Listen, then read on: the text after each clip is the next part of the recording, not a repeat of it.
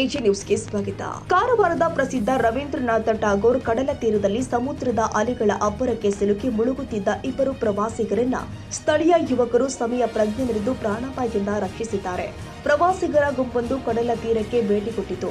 ಮಳೆಗಾಲ ಸಮೀಪಿಸುತ್ತಿರುವುದರಿಂದ ಸಮುದ್ರದ ಅಲೆಗಳ ವೇಗ ಮತ್ತು ಅಬ್ಬರ ಹೆಚ್ಚಿರುತ್ತೆ ಎಂಬ ಮುನ್ನೆಚ್ಚರಿಕೆ ಇಲ್ಲದೆ ಪ್ರವಾಸಿಗರು ನೀರಿಗೆ ಇಳಿದಿದ್ರು. ಈ ವೇಳೆ ಇದ್ದಕ್ಕಿದ್ದಂತೆ ಅಲೆಗಳ ಸೆಳೆತಕ್ಕೆ ಸಿಲುಕಿದ ಇಬ್ಬರು ಮಕ್ಕಳು ನೀರಲ್ಲಿ ಕೊಚ್ಚಿ ಹೋಗಲಾರಂಭಿಸಿದ್ರು. ರಕ್ಷಣೆಗೆ ಬಂದ ಸಾಹಸಿ ಯುವಕರು. ಇದೇ ಸಮಯದಲ್ಲಿ ಕಡಲ ತೀರದಲ್ಲಿ ಕ್ರಿಕೆಟ್ ಆಡ್ತಾ ಇದ್ದ ಸ್ಥಳೀಯ ಯುವಕರು ಆದ ಗೌತಮ್ ಬಾನವಳ್ಳಿ, ಸಾಯಿನಾಥ, ವಿಘ್ನೇಶ್, ಅಮನ್ ಮತ್ತು ಅಜಯ್ ಅವರು ಪ್ರವಾಸಿಗರ ಕಿರುಚಾಟವನ್ನ ಕೇಳಿ ತಕ್ಷಣ ಕಾರ್ಯಪ್ರವೃತ್ತರಾದರು. ತಮ್ಮ ಜೀವದ ಹಂಗನ್ನ ತೊರೆದು ಸಮುದ್ರಕ್ಕೆ ಧುಮುಕಿದ ಈ ಯುವಕರು ಮುಳುಗುತ್ತಿದ್ದ ಇಬ್ಬರು ಮಕ್ಕಳನ್ನ ಸುರಕ್ಷಿತವಾಗಿ ದಡಕ್ಕೆ ತರುವಲ್ಲಿ ಯಶಸ್ವಿಯಾಗಿದ್ದಾರೆ. ಪ್ರಾಣಾಪಾಯದಿಂದ ಪಾರಾದ ಮಕ್ಕಳನ್ನ ಕಂಡು ಅವರ ಕುಟುಂಬಸ್ಥರು ಹಾಗೂ ಇತರ ಪ್ರವಾಸಿಗರು ನಿಟ್ಟುಸಿರು ಬಿಟ್ಟಿದ್ದಾರೆ.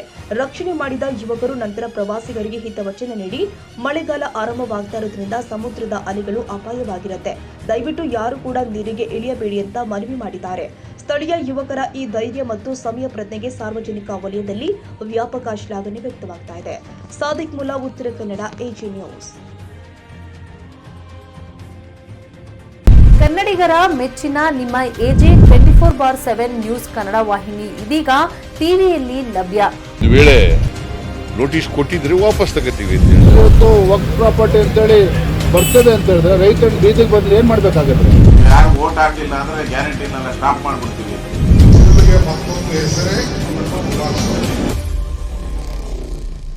ಕರ್ನಾಟಕ ಮತ್ತು ದೇಶ ವಿದೇಶ 360 ಡಿಗ್ರಿ ಸುದ್ದಿ ಹಾಗೂ ಉತ್ತರ ಕರ್ನಾಟಕ, ಬೆಳಗಾವಿ, ಬಾಗಲಕೋಟೆ, ಧಾರವಾಡ, ಹಾವೇರಿ, ಗದಗ, ಬಿಜಾಪುರ ಜಿಲ್ಲೆಯ ಕ್ಷಣ ಕ್ಷಣದ ವಿವರವನ್ನ ಪಡೆಯುವುದಕ್ಕೆ ಎಜೆ 24/7 ನ್ಯೂಸ್ ಕನ್ನಡ ವಾಹಿನಿಯನ್ನ ಲೈಕ್ ಮಾಡಿ, ವಿಡಿಯೋಗಳನ್ನ ಶೇರ್ ಮಾಡಿ, ಕಮೆಂಟ್ ಮಾಡುವ ಮೂಲಕ ನಮ್ಮ ವಾಹಿನಿಗೆ ಸಹಕಾರ ನೀಡಿ ಮತ್ತು ಚಾನೆಲ್ ಅನ್ನ ಸಬ್ಸ್ಕ್ರೈಬ್ ಮಾಡಿ.